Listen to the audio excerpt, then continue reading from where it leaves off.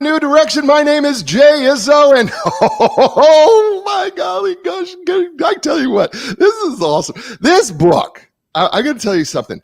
You know, for people who know me, right? You know, I am a guy that is about purpose and meaning and work, and I even designed a system in my coaching to help people find their natural gifts and talents and abilities, and then how to find purpose from that in their life to make a bigger contribution in the world.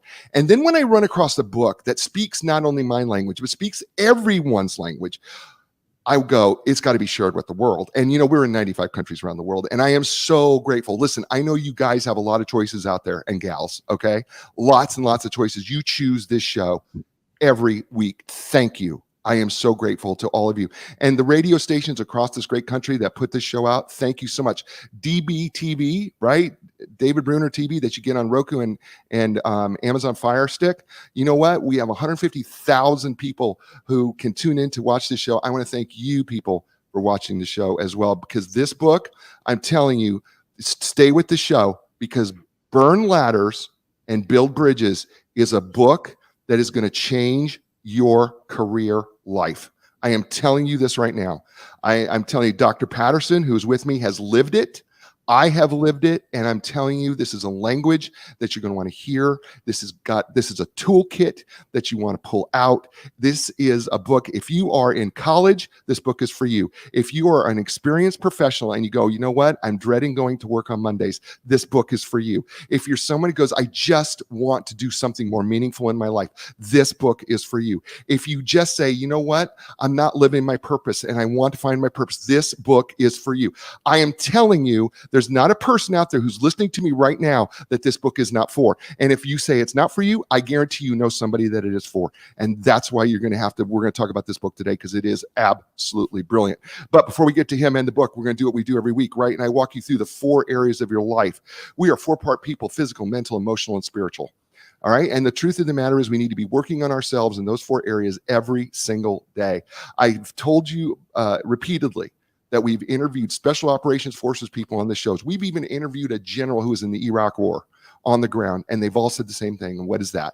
If you're not working on all of these areas daily, then you know what? You're dying, because we are not growing. And when we're not growing, we are dying, because we never stay the same. And so we have to be an active participant. And you know what? Something that Dr. Patterson says in his book is, guess who's responsible for your engagement? Guess who's responsible for that? You know who that is? You. That's what he says in the book. You're responsible for that. So you're responsible for these 4 areas. No one else can get you to do this. You have to do it. So physically, here's how it works. On a scale of 1 to 10, 1 being my training is awful, 10 being my training is outstanding. Physically, you're going to rate yourself in that scale, 5 being average. And what we're going to ask you is, like, in the last 7 days, how would you rate yourself on your exercise, your eating right, drinking enough water, getting enough sleep? How would you rate yourself across the scale, right? Don't worry about the number, because the number isn't as important as that is a starting place of where we're going to get better from. Okay.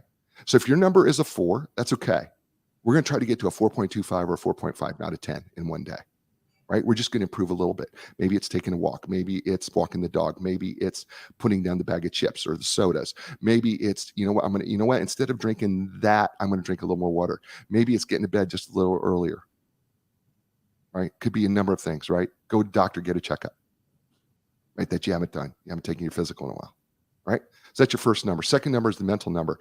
You know what? Here's the thing about the mental number, right? It's something. Let's think of it intellectually, right? Your intellectual number. So here's the deal. We have 2 halves of the brain. We have a right half. We have a left half of the brain. And the right half is very creative. The left half is more logical, right? And we want to exercise both halves of those brains. Well, brain, right? Both halves, right? And the truth is, here's what we got to do, right? We got to find things that we can do to help work on both sides. What does that? Right? So that we could grow in our knowledge and understanding. Well, reading does that, like a book can do that. Taking up a foreign language, taking up an instrument, doing something that is going to enhance your career.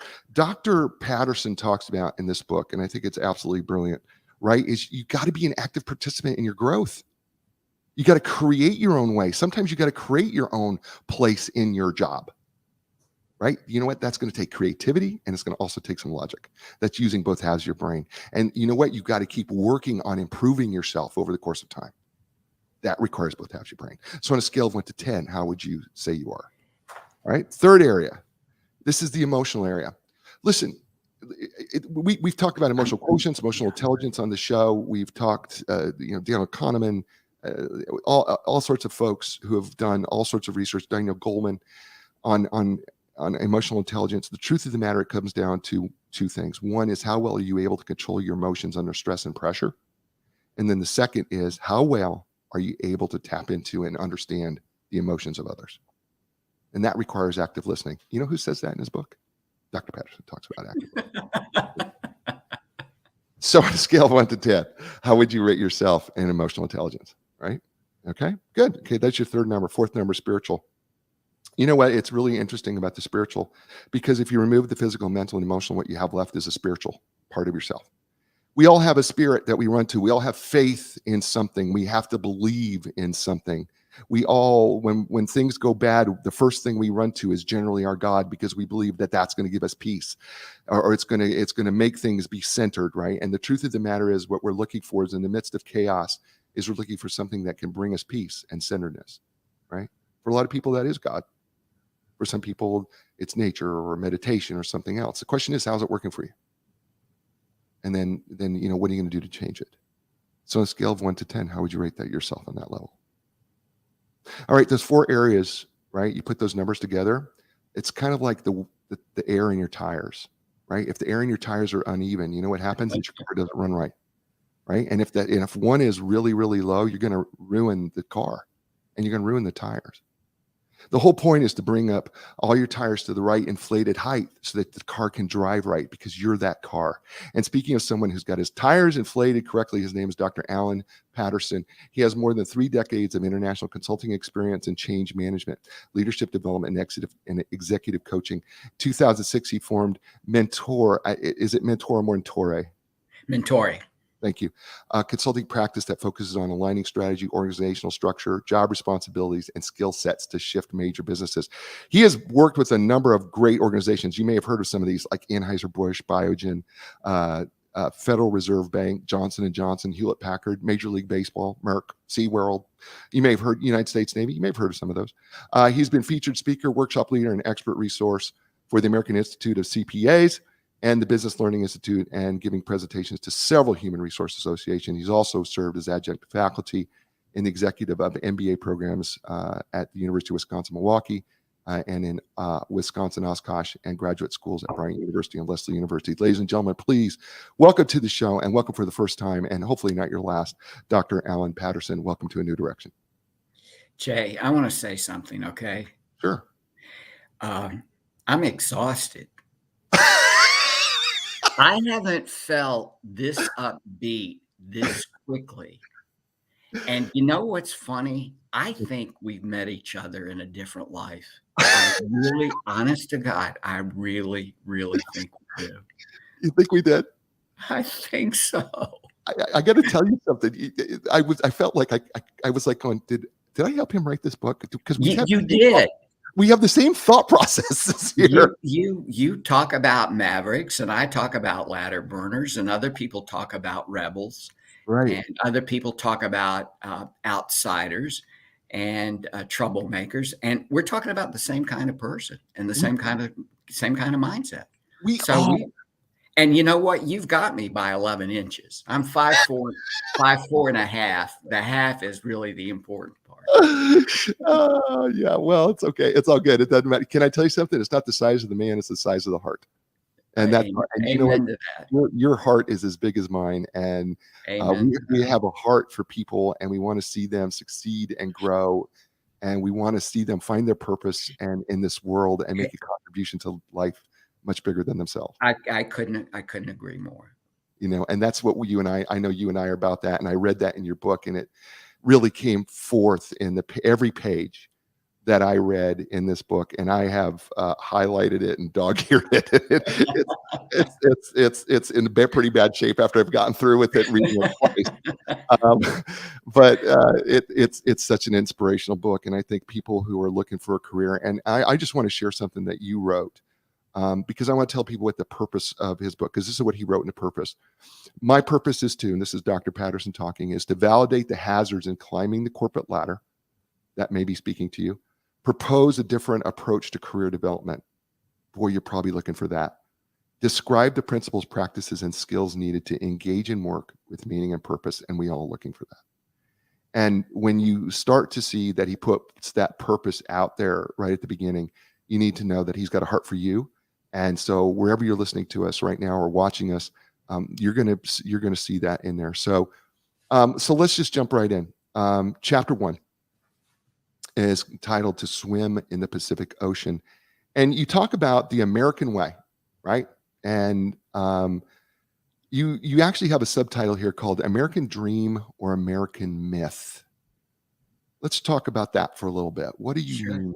Yeah. It's funny, Jay. I got started on this for lots of reasons. It really came out of work that I did with my client, but I really got hung up, I guess because I was a history major, about we talk about the American dream, and the reality is people come to this country and want the American dream. But when you take it apart and you realize who that works for and who it doesn't, it's a mirage to a lot of people. It's based on hard work and where it comes from. And I got all hung up about what was the difference between the Puritans and the Pilgrims and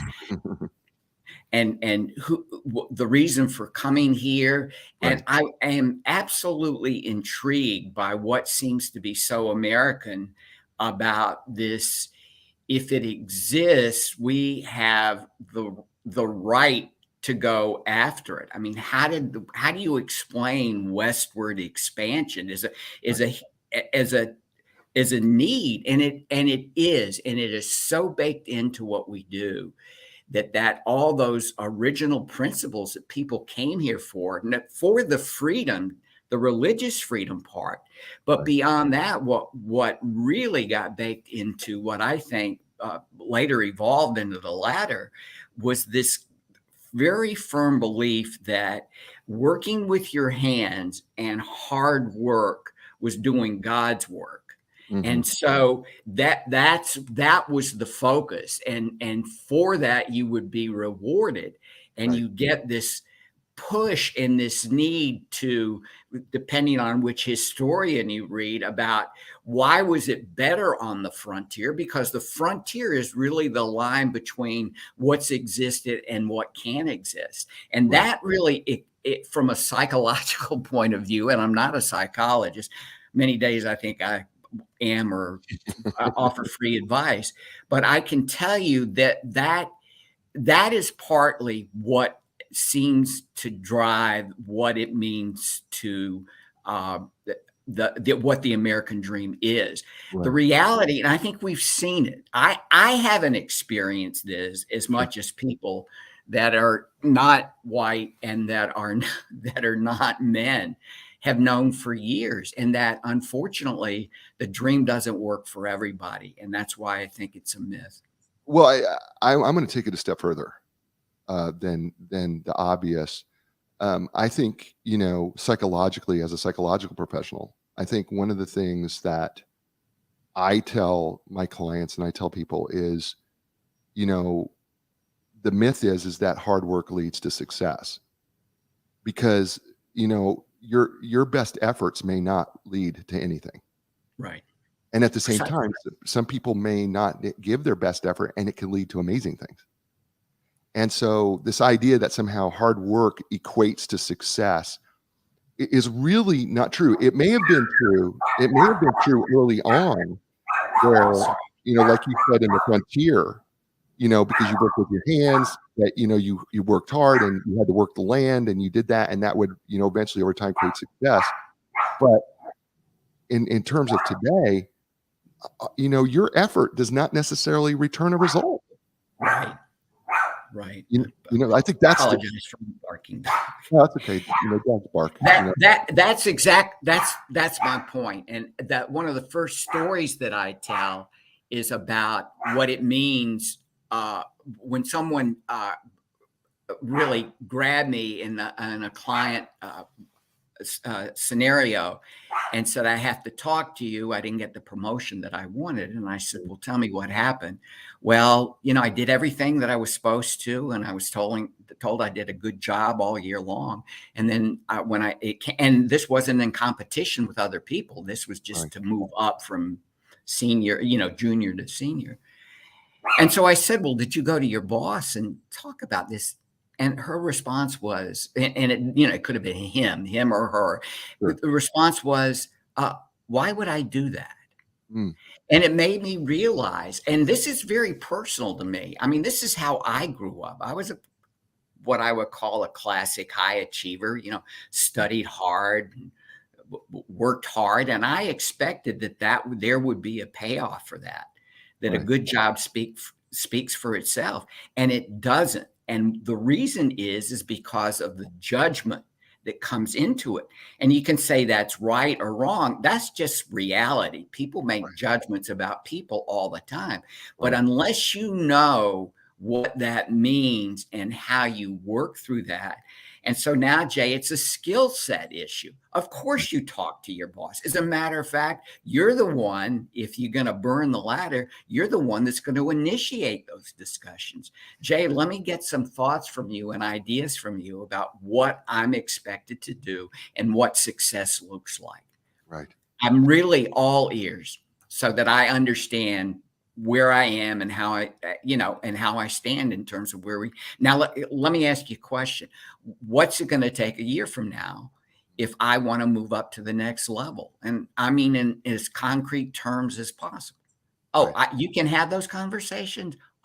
Oh yeah. Yeah. But and you should. Yeah, you should. Right. Yeah. I think we get hesitant, right? I mean, I think people are hesitant to have those conversations. I use a story, and feel free to, and this was at Carolina, so you can talk about it being, nearby, about a friend of mine, a fellow I went to high school with. He and I were in the same chemistry class, and we both bombed on the first exam. And I happened to see him toward the end of the semester, or at the end of the semester. I said, Bill, how'd you do? He said, I ended up doing great. He said, how about you? I said, I got better. My grades got better. It wasn't my best performance. I said, so what did you study your tuchus off? And he said, no. I went in and talked to the professor and said, hey, look, I messed up on the first exam. What do you say we go all in on the final? And he said, that's fine. And that's what he did. So you can negotiate your grade. Yeah, it happens all the time. Listen, I was a college professor, right? Just like you, right? And when students would come to me and say something to the effect of, listen, I know I didn't do well on this exam. I don't believe this is my best effort. Is there something that I can do? Is there anything that I can take responsibility for that I can bring this up? And I'm going to tell you without fail, every single time I would say, absolutely, we'll find something. Yeah. Because I knew that they were willing to take responsibility for it. So I listen, you're going to direct me where you would like to go with this. I just want to make one comment. Sure. What you describe as mavericks, I'm making a big leap of faith, and I described as ladder burners. Right. To me, it's an issue of we are, and work has become a very important part of many people's lives. Yeah. And I'm saying there's no black or white. Right. And it's the person that says, Professor Izzo, can we talk about this last test? Right. And it's like, sure, I've got office hours today. Right. That's what I'm saying is like, you ask the dumb questions. A person asks the dumb questions because they're really not dumb at all. They're really smart. Yeah.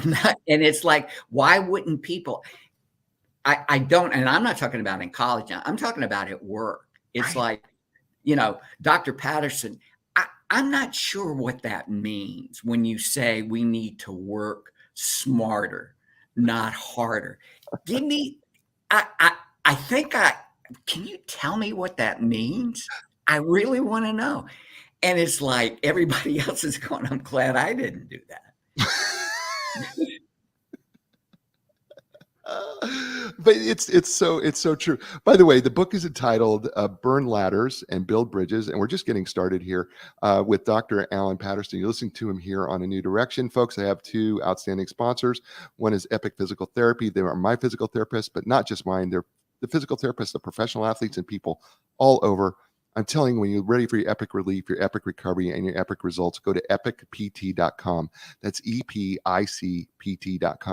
And Linda Craft and Team Realtors, for more than 35 years, they've been serving the world, really. The truth is they're independently owned and operated. They do not belong to a national company. So they've made relationships with the best people in your area. So when you're ready to sell your home, buy your home, and you want to find out who's the best person that I should be working with, start with Linda Craft and Team. That's lindacraft.com. That's LINDACRAFT.com. And I need to give a shout out to Hint Water, because Hint Water is the official beverage of DBTV, right? It used to be DBNA TV. It is now DBTV. So you know what? We drink Hint Water. We think you should too, because it is delicious. And we're back here on A New Direction with Dr. Alan Patterson and his book, Burn Ladders and Build Bridges. And you know, I want to kind of, there's a part of me that wants to kind of go through this step by step, and there's a part of me wants to jump around. But I want to talk about the two major games. In chapter 2, Achieve and Advance, or Achieve Advance is the name of the chapter. And you talk about we're active players in two major games for the better part of our lives, and that's work and education. And of course, you then mentioned one of my favorite social psychologists, Irving Goffman, who I'm a big fan of. But, you know, the truth of the matter is, both education and work is a game, right? That we try to play, right? And we've already kind of talked about it, but David McClelland, who was a Harvard social psychologist that you mentioned in the book, talking about motivation and intrinsic drives, he was the one who came up with the idea of the need for achievement. Let's talk about that in light of this game that we play. Here's a little fact that you may or may not know. He was Daniel Goleman's thesis advisor at Harvard. Really? Yeah, I know that. As well as Rick Boyatzis. So you've got, and they formed McBurr, and the Mac and McBurr was David McClelland. I didn't know. I worked there for a while. I didn't know Daniel Goleman. Our paths didn't cross, right. But yeah, McClelland really cast a big shadow. Interesting. McClelland wanted to find out, the way I understand it, the relationship between economic systems and human motivation. He was intrigued by entrepreneurism, capitalism, and did cross-cultural studies. And what he discovered, and I've used forever in the work that I've done, is that people have this native, if you will, motivation that I say, what is it? Is it chemical? Is running through our veins? It's in our head. And the three, in no particular order, are power, which is the need to have impact on people; achievement, which is to do tasks efficiently and effectively; and then affiliation, which is the need to establish close personal relationships. So the achievement to me is synonymous with the building of America. I mean, that's really both economically and socially, it's at the root. And yeah, we talk about high achievers and achievement as something that's very important. And it is, don't get me wrong. I'm not dissing achievement. Right. It's that what's happened. And that's why I start with a playground. You ask a child, you look at a child and say, what do they operate off of? They're operating off real, true intrinsic motivation. They're not motivated by anything else. That's just what play is all about. Okay, so, you want to be a kid forever. I mean, I'm still in adolescence, so I can say, yeah, it's not so bad. But when you look at it, what happens in Achieve and Advance in education is the push to get the right answer, the push to get results ends up being the biggest driver in terms of what's rewarded. So it starts with stickers, and it goes to ribbons, and then it goes to grades, and it goes to colleges that you apply for. But achieve and advance is the name of the game, and it is a solo effort. And you were not rewarded. I mean, people work in groups, but that's not the goal. The goal is you, Jay Izzo, Right. are to achieve. And I can only imagine you were involved in sports. Well, what's the point?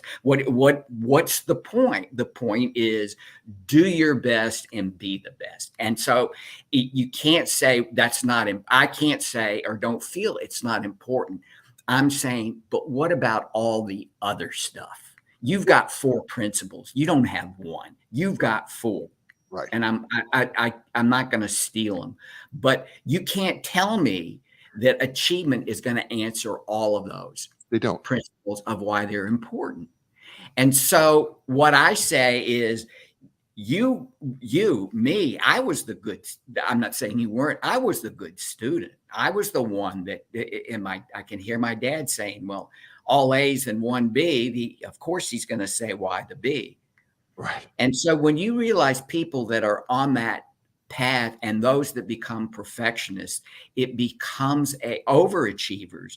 It becomes problematic over time. It is a tremendous amount of pressure. Now, put them in a work setting and people think they're playing the same game. Work hard. Achieve, get everything, do everything you're told to do, and you're going to just continue to advance. And the issue is, it's not true. It's not true. It's not. It's Go ahead. Well, one of the things that just bothers me about this, this whole achieve thing. And listen, I was in college and I got my grades and went to grad school and, worked on my master's and towards my doctorate degree.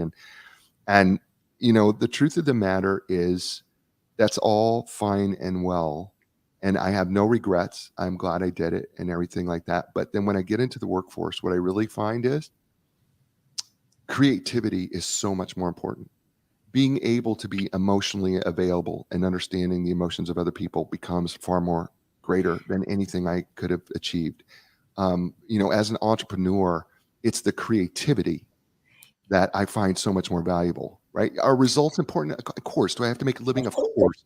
But those other things, it's getting out of that mode of I've got to do X, Y, and Z so I can move my little pawn across the chessboard versus going, I'd rather be a knight that can move in an L pattern and in a bunch of L patterns and allow myself to be a little bit more free to explore and find. You're ladder burner. That's your problem. Well, I know. Like I say, I don't have to destroy the box. You don't have to destroy their box. It never existed. I'm not, as I say in the manifesto, it's not in the books, but it's like, you don't have to, you're not talking about changing the rules. You're talking about changing the game. Right. And it's like, I understand what the path is. Right. But if you are motivated by curiosity, I think these are 2 big motivators. And of course, curiosity is in. And right. People have been beaten back because they're curious. I had a fellow the other day, client I used to coach, I was talking to, he said, I got kudos for trying a lot of new things. He's in biotech field. Brilliant scientist, but he got involved in supply chain and working with manufacturing, all kinds of stuff. He said, I'm getting beaten down by my manager. Said, just do your job. Don't do all this other stuff. Who would you want working for you? Somebody said, I've never been in supply chain before. What if I go down there and find out more about how all this stuff fits together and so forth? And that's exactly what he did. But people aren't rewarded unless you're in, and if we talk about culture, even those places that reward the creativity or the expectation, like R&D facilities, that need you to be that. But if you believe in your heart that creativity is important, and on the other side of that is I have stayed away from trying to call it critical thinking. I don't think it's critical thinking. I think it's discernment. How's that for a religious word? Oh, I like that. Because it's meaning. It's like, why are you doing what got you to this point, Jay, of doing what you're doing now? Tell me, and I mean, you could be my publicity person here, and I appreciate all that. It's like, I mean, isn't this what it's really about? Yeah. I mean, isn't this kind of joy? Isn't this kind of fun? Isn't this kind of like and so what I say and what I believe in, I think, which is what you believe in, don't squash the curiosity, build it. Don't squash the discernment. Right. Get people interested. And you know what? It is all, I mean, this is one concept I'm really playing with now. It's all about approaching these situations that we're in, if you're in the world of work, but it's anywhere, as, isn't this interesting? Isn't this, I wonder how we're going to figure this out. And there's a great Dean Smith story with, I don't know, it's probably legends. It could have been Wooten or maybe Krzyzewski, but I heard it as Dean Smith, that the Heels basketball team were down by, I don't know, 3 points with 10 seconds to go. And he called a timeout and brought him over and said, isn't this fun? Isn't this cool to be in this position? And we can win this game. And you think, those are the kind of people you want to be around. And so that's a whole new definition. We're freestyling. And it's not like anything goes. It's that once you get a sense, and you have more, I think you probably in your coaching experience have more experience than I do, Jay, in this, is, how do you help people find what's critical and important to them, if that's what it is they're looking for? And right. I call me silly. I think most people are. And I'm not saying that money's not important. I'm not saying that everybody gets stuck. That's what I said in the book. I mean, some people seem to, I talked to one fella that he CPA, and he said, I tried that for a couple of years and that was dumb. I didn't want to do that. I just jumped and went to my cousin, started a business. And so you see where people that give it up and think that someone else is responsible for their professional development, someone else is responsible for their engagement. No. Absolutely not. No. Right. And I say the only person that really cares if you're smart beside yourself is your mother. Other people don't care. What people care about is how you can help them. So I'm saying, I don't know. Why don't we just go for it? Yeah, you and I are just I love what you're saying. I really do. It's awesome stuff. You chapter 3, you talk about the road to not good enough. But before you got there, you actually, by the way, I just want to let people know the way this book is designed. At the end of each chapter, he has a section called Food for Thought, and he asks some questions, or he gives you some highlights or combination of both. And he had, at the end of this chapter 2, he had The Cost of Perfectionism, which is a brilliant read for those of you who are perfectionistic or feel like you're on that border. Really insightful, and it backs up right to the chapter 3, which is called The Road to Not Good Enough. And I think it's really interesting that is something that I think we know it, but we don't want to talk about it. Do you know what I mean? Where we go, we give everybody the pep talk. You can be anything that you want, and hard work creates future opportunities. And of course, then you talk about the ladder was born out of the Scientific School of Management to control and incentivize work through greater predictability and uniformity. Yeah. And people don't understand that this whole ladder climbing thing that we all have a tendency to do when you work is killing us. Literally. Yeah. Right. I mean, we talk about take these 2 pills and call me in the morning. Right. Right. I love this. The 2 pills are what got you here won't get you there. And climbing the ladder is not about performance, but the judgment of performance, which you've kind of mentioned. Right. Those are the 2 pills. Right. Yeah. That's the Marshall Goldsmith. It's like, I wish I had thought of that. What got you here won't get you there. Well, how is that possible? Well, and you've got Lawrence Peter, who must have been a real kook. He must have been, I mean, I was in college at the time, so it's not like I didn't know who he was, but people get promoted to their level of incompetence. I think it's more than that. Jay, I think, and my buddies and I, when I was consulting with them in Rhode Island, the way we described it is that people get promoted to a level where the game has changed from achievement to power and influence. And many don't have that skill. They don't understand. I had a client that once I said, well, how do you spend your day? And she said, well, she had a very, very senior position in a defense contractor, huge. She said, I spend most of my day in meetings. I said, you probably hate that. She said, no, I don't hate it at all. That's where I meet the people I have to be working with. So how you don't get there. That's not how, I don't know. I wasn't trained that way. I didn't think that way. It's like, no, I don't want to deal with it. It's like, no, that's the stuff.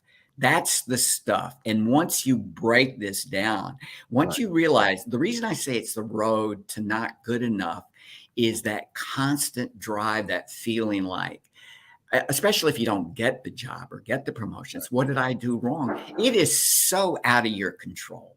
And I'm not saying don't go for it.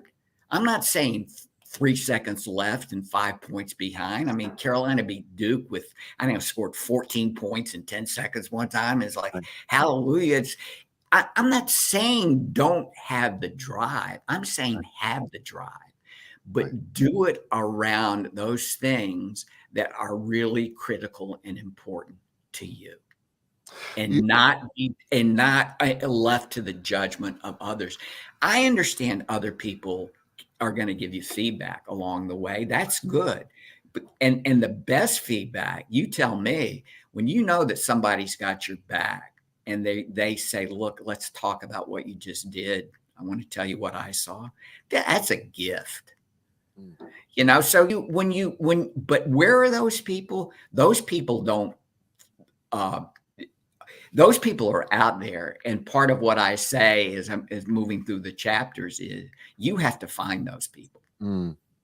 Much like, I don't know how the heck you found me, but buddy, you found me. And I'm grateful. I'm serious. Well, I'm grateful too. Well, we'll talk about how we found each other, but I am very grateful too that we've done that. I want to talk about one thing that you say in this chapter. Is called "Who's to Blame for Employee Engagement." And you give a 2016 Gallup study, and you said some results that there's a direct and measurable correlation between employee engagement and business performance, including productivity, retention, customer satisfaction, safety, and profit. And you quote, and I'm going to quote you here, you said, workers are more important when they are missing than when they are present, and that's a problem. You froze on me here, Jay. Oh, did I freeze on you? Yeah. No, you said workers are more important when they are missing than when they are present, and that's a problem. Did I lose you again? No. So I think the point that you were making here is that shouldn't workers be more important when they're there? But we just notice them when they're gone. Right? That's when we notice that we notice our employees. We're not paying attention to them because they're supposed to be there every day. But as soon as they're gone, we're paying more attention to them missing than them being there. Yeah, I didn't say it this way in the book, but it's one of my favorite 3,000 little cliches. It's a diving catch. It's like, we can't lose. I remember I was working for a software company at one time. And the guy that was the guy, it was out of his head that created this entire product to the company, left. How could that happen? Right. How could that possibly happen? Right. I think what Gallup shows, I don't get my juices flowing, Jay, thinking that since 2000 or 2002, that average level of engagement is 36%, 35, 33. That does nothing for me. Right. That means 2/3 of discretionary effort is left on the table. Right. And we want to talk about process improvement, and it's just give me good people. I'm not opposed to continuous improvement. I don't know how you feel. Doesn't that strike you out? If you were on a football team and you thought that people were giving just 30%, they were engaged only 30%. I know it wouldn't fly in Green Bay, but what do you do with that? Well, I don't know, because it's exactly the point. The point is, that if only 30% of your team, I don't care what the sport is actively engaged and 2/3 are not, you can't win. I'm sorry, you can't win. You can't perform. Well, I think it's even more schizophrenic. I think it's 2/3 of the person. It's not what Delv is finding out. Wow. It's not. Yeah, I mean, that's another way of looking at it. I'm giving you. Wow. But that's just another interpretation that I'm putting on it. But they do extremely engaged, somewhat engaged, whatever the 5-point scale is. Right. And so it's like 33% are only at those higher two levels. Right. So you're right. It's really people that are saying they're not engaged. But what if it were schizophrenic? I mean, when somebody is in that middle group, just somewhat engaged. If your customers told you they were somewhat pleased with your services, what do you do with that? Oh, that's good enough. Baloney. Wow. The book, I'm so engrossed in listening to Dr. Patterson. The book is called Burn Ladders and Build Bridges, Pursuing Work with Meaning plus Purpose. You're listening to him here on A New Direction. Folks, Epic Physical Therapy, listen, they have top of the line equipment at all their locations. And yes, I said locations. Look, my favorites are the Ultra G anti-gravity treadmill, the Normatec compression sleeves, the Game Ready. Ice and compression all at the same time, blood flow restriction therapy, dry needling, cupping. That's just a few. They're trained and certified in the most comprehensive cutting edge treatments, and they design a program specifically for you. Listen, when you're ready for your epic relief, your epic recovery, and epic results, go to epicpt.com. That's EPICPT.com. And Linda Craft and Team Realtors. Listen, for more than 35 years, her clients have been coming back to her year after year. In fact, her first client from 1985 still comes back to see her today. Her clients call her the legend of customer service. And there's a reason why she served thousands of people. And you know what? She'd love to serve you. Why not check out Linda Craft and team? Why not go to lindacraft.com? That's LINDACRAFT.com. And we're back here on A New Direction with Dr. Alan Patterson. His book is called Burn Ladders and Build Bridges. And we're working our way through the book as we do every week on A New Direction. And it is a great book. I want to give a quote that bounces off the end of chapter 3 here that you say, and it's brilliant. It's time to stop blaming and thinking somebody owes you something, particularly when it comes to workplace engagement. Finding meaning is your responsibility. That's powerful. Talk to me. That's powerful. Talk to me. I mean, yeah. What I'm saying is, how did that happen? How does that happen? And listen, I've been there. I don't know about you, Jay. That somebody. Listen, I've worked my tush off here. Right. I'm giving you everything I've got, or maybe I'm not.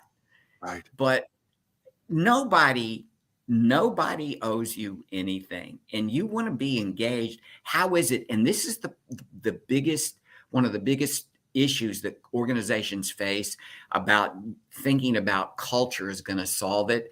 And I can't tell you how many cultural initiatives I've been a part of. And you want to go back and go back to Cotter. Go back to when people started looking at change management, and he said 2 out of 3 change initiatives. And he was maybe one of the first, but not the only, to say they fail. Right. And when you look at it, because the culture thing, it's a great approach. But I have been in 40 years part of one and only one initiative that succeeded. And it was 100% dependent on one of the brightest, smartest, nicest, sweetest, best leaders I ever saw. I love that guy because of he just did it. Right. And he left, take another job, and the 4 people that were under him had no boss for like 8 months. They seemed to do just fine. So you can't leave unless you have people that you can really inspire and motivate. I mean, that's a slightly different question than what you're asking. I'm saying just understand there's no animosity here. There's no should. There's no blame. You can't blame your company for not knowing what motivates you intrinsically. People aren't psychologists. You're lucky if you get a good manager, and even more lucky if you get a leader. And you know what, Jay? The jackpot, and you tell me if you ever had this at work, maybe not at, well, look at it. What I'm trying to say is the jackpot is getting a leader that is a good coach. Yeah, I totally agree. Totally. That's premium. I mean, did you ever have a boss? I don't know what your work background is, that was a really good coach. Yeah, I've had several. Well, unfortunately for my life, I was a farmhand in Nebraska, and Bob Lillydahl was one of the greatest, who passed away here a year or so ago, and was one of my greatest mentors. At times he was hard on me when he needed to be hard on me, but he taught me so much. And made me figure it out on my own, and pushed me, gave me just enough, and then said, now I need you to go figure this out. Now go do it. Use your imagination, be creative, come up with a way that you could fix this. He was great at that. Right. And I've had so many throughout my life. In college, I'm thinking of Tom Hood, who was my defensive coach, who was open to hearing suggestions. And, even in college, as a college football player, was open to hearing us, what we thought, and how he was so likable and lovable. And how motivating was that? Excuse me. Oh, you wanted to fall on your sword for him. You would. I'm serious. You'd have fallen on his sword for the guy. I mean, he never yelled at us, but you could tell when he was disappointed, and you couldn't wait to get back out there because you were going to kill somebody because he was disappointed. Because you didn't want to disappoint him because you loved him so much, and you knew that he had your best interest at heart, and you were like, okay, I'll take a bullet if I have to. And I've been fortunate to have those people. Well, and I'm sure you've been able to, I say it's not giving back. I say it's giving. That's what this is. That's what we're talking about. Right. I totally agree. Hey, I'm going to move to chapter 4, because chapter 4 is one is that everybody talks about. I deal with it, and I know you deal with it too. It's called the state of stuck. And I've built a career on helping people get unstuck. And this chapter really resonated with me. And you started off with this, you say this, it's not uncommon that sooner or later people begin to question what they're doing and why they're doing it. People get stuck. Let's talk about getting people unstuck from your perspective. Well, I had to go to the experts for this because when I was writing, because I hadn't really thought of this until as I interviewed people, I realized that, and I thought about my own life too, but I hadn't never thought of being stuck. The way that I would recommend that people get unstuck is it's not a head thing. It's not sitting down. This is my opinion, and doing what do I like, what do I hate, the 2-column matrix. It's talking to you. It's talking to other colleagues that can help me understand what it is. I mean, this is therapy in a way. When you think about the ability to talk it out is much different than in your head. And then it's going toward the baby steps, experimentation, move forward. Well, why don't you try this? You think you might like accounting? I don't know. Let's go. Let's see if there's an assignment there. Or so it takes the action. and baby steps to move out of the unstuck part to be able to move forward. I don't think Professor Ibarra, her work is really Herminia Ibarra is amazing. It's brilliant. I don't know if you've ever talked to her. I'd like to. I mean, she just makes it. It's like changing your finding yourself is the outcome. It's not the input. Right. And I think that's pretty. So you and I are not going to go to the mountaintop and expect that you're going to find yourself. Is you and I going to go to the mountaintop and you're going to say, you know what? I think maybe we got a business of putting a zip line from this mountain to the next because I'm tired of doing what I was doing before. Right. Yeah. I love her stuff. I think one of the things that you say here, and I think she's influenced it too. She said, getting unstuck is not starting out, it's starting over. And I think what people need to understand, and this is where I thought you were so brilliant, is in your food for thought, getting stuck in your career is your wake up call. Yeah. That's powerful. Yeah. Something's not right. Right. If we can reframe that in our head, because this is where I think mindset becomes so important in this. If you can think in your head, and I wish I'd have had this thought when I was stuck, that, you know what, this stuck is not a bad thing. This stuck is my wake up call that you got to be doing something else. You need, and it requires me to take action, because you talk about this a lot. You can't think your way unstuck. You can't think your way out of being unstuck. You got to do something. Right. I mean, I think what happens is so frequently, and I know you see this too, is that when people get stuck, they freeze. Right. You know, we talk about the flight or fight, and then, but there's this third component of that. It's freeze that we initially do. And some people get stuck in the freeze and they don't run and they don't fight. They just stay there and frozen. And so they try to think their way out of stuck. I did. I tried to think my way out of stuck. Guess what I did? Nothing. I stayed there. And you in this book, and your food for thought is, and here, I'm going to just move with something else you say. Don't try to think your way out of being stuck. You need to do something. Then think why the experiment was so important. We learn who we are only by living. Oh God, this is beautiful. We learn who we are only by living, not before.